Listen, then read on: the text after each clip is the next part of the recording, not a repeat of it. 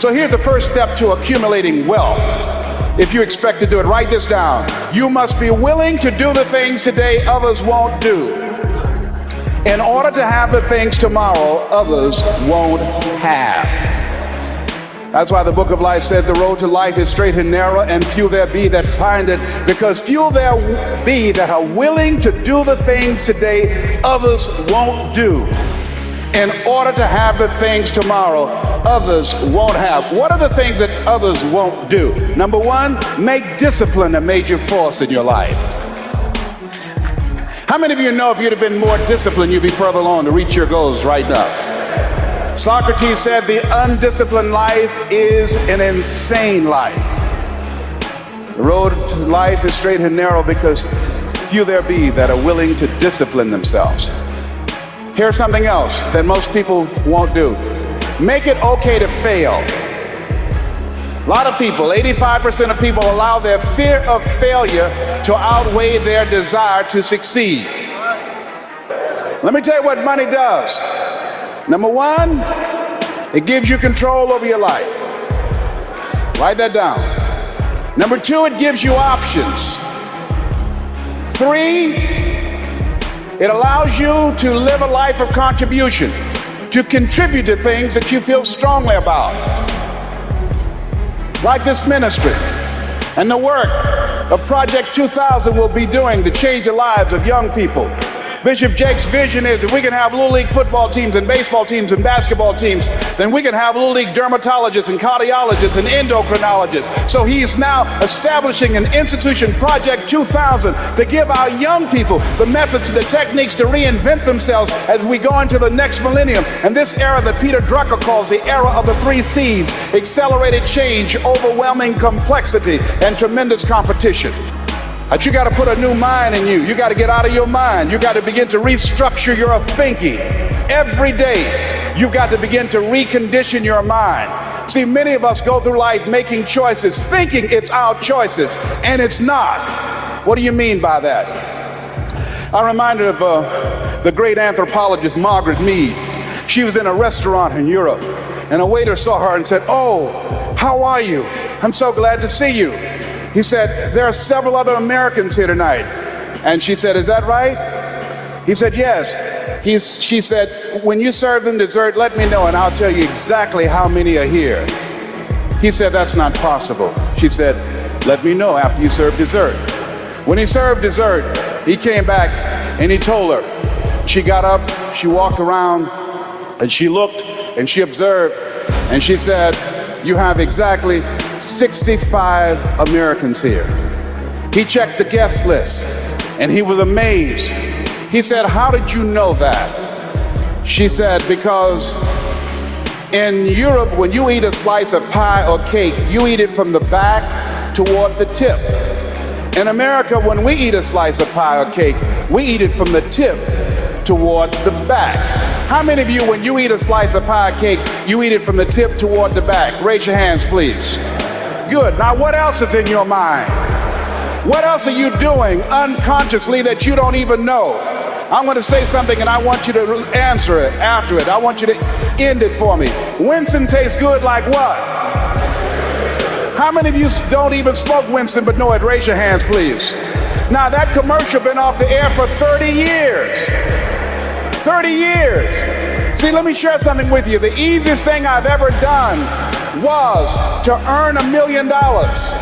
The most difficult thing I've ever done was to believe it could happen to me.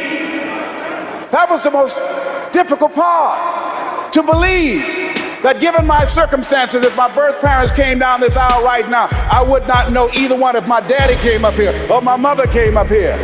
Given the fact that I was born in an abandoned building on a floor, being labeled educable, mentally retarded, not having any college training, I used to feel all my life that people who had college degrees were more intelligent than me. I remember going to see the late Dr. Norman Vincent Peale, the author of the book, The Power of Positive Thinking. And I used to look at him up on stage and I said, I could do that. I would love to talk to people. I love to talk to people. And I said, I could do that.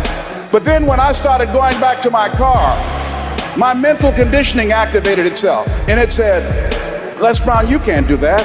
You don't have a college education. Les Brown, you can't do that. You don't have the training. You've never worked for a major corporation. You can't do that. What makes you think you can earn $5, $10, $15, $20,000 in an hour? You don't earn that now working for 2 or 3 months. What makes you think that you can speak for AT&T, Procter & Gamble, McDonald's Corporation, General Electric? These are clients I have now.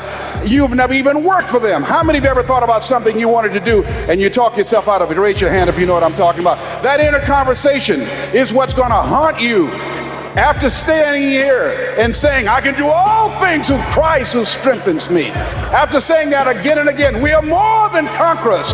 That inner conversation will cause you, when you leave here, to go back leading a life of mediocrity, leading a life of unproductivity, leading a life of poverty. So I'm going to share with you how to break out of that. Now, the other goal I have is training and developing speakers. I don't travel like I used to since I've been given this health opportunity.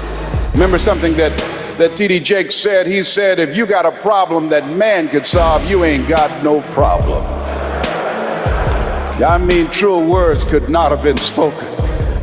When I was diagnosed with prostate cancer, I'm telling you, I started talking to Jesus more than I ever talked before. I increased my tithes by 30%. I was trying to cut a deal. I said, Lord, if you save me, let me tell you, you think Paul worked for you, just save me. In fact, I was trying to get him to move it someplace else, put it in my toe, anywhere, not here, Lord.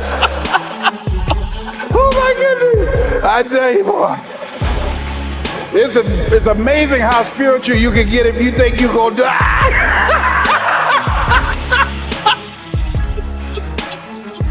Oh, my Lord.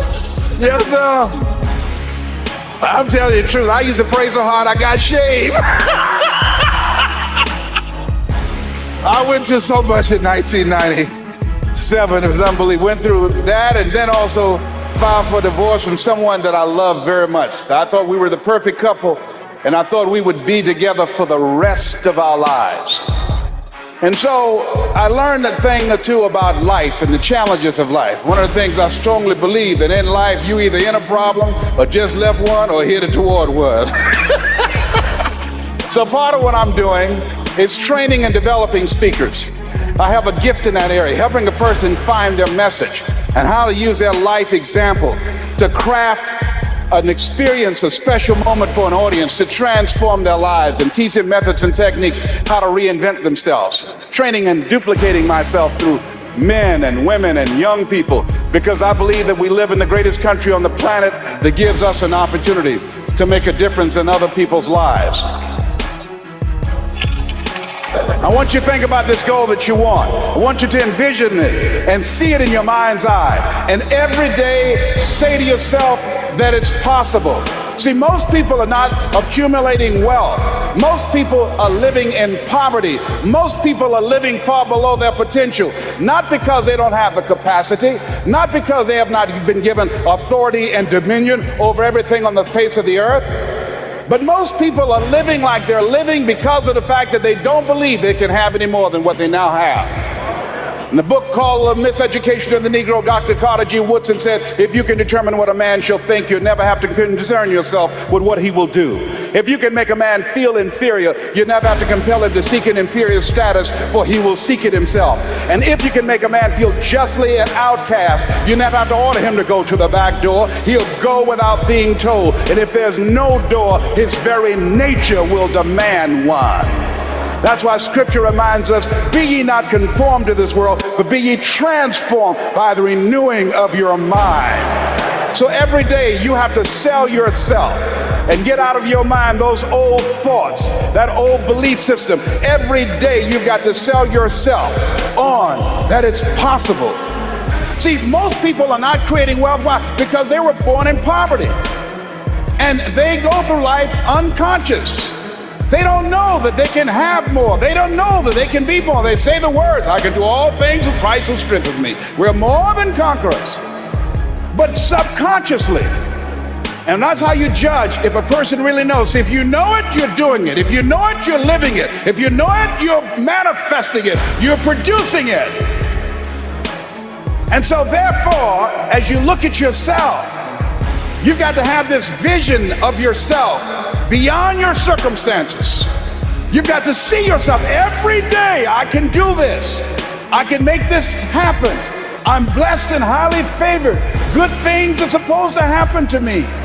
You've got to see yourself every day working on your goals. Here's what I want you to do. I want you to get a 3x5 card, and here's a scripture I want you to put on the back of that card. Matthew 7th chapter and the 7th verse. Ask and it shall be given you. Seek and ye shall find. Knock and it shall be opened unto you. For everyone that asketh receiveth. He that seeketh findeth. And to him that knocketh it shall be opened. Now put that on one side of the card, and on the flip side write your goal down. And read that 3 times a day, whatever that goal is. My goal was to buy my mother a home. I read that 3 times a day. Ask and it shall be given. Seek and ye shall find. Knock and it shall be opened. Every day I have a goal right now. My goal's on this card. I read it 3 times a day, sometimes more. I read that scripture, then I read my goal. To put that in my subconscious mind. Why? Our thoughts have magnetic power. Demonstration. How many have ever thought about somebody and they call you out of the blue? Raise your hands, please. You say, I was just thinking about you. You are on my mind. See, thoughts have power. We think, according to psychologists, 40 to 50,000 thoughts a day. So now you want to begin to hone in on your thoughts. Keep thine eyes single. You want to focus. You want to begin to discipline yourself, to control your thinking. Most people never achieve their goals because they allow themselves to be sidetracked by secondary activities, the distractions of life. Peter would still be walking on the water had he not allowed himself to be distracted.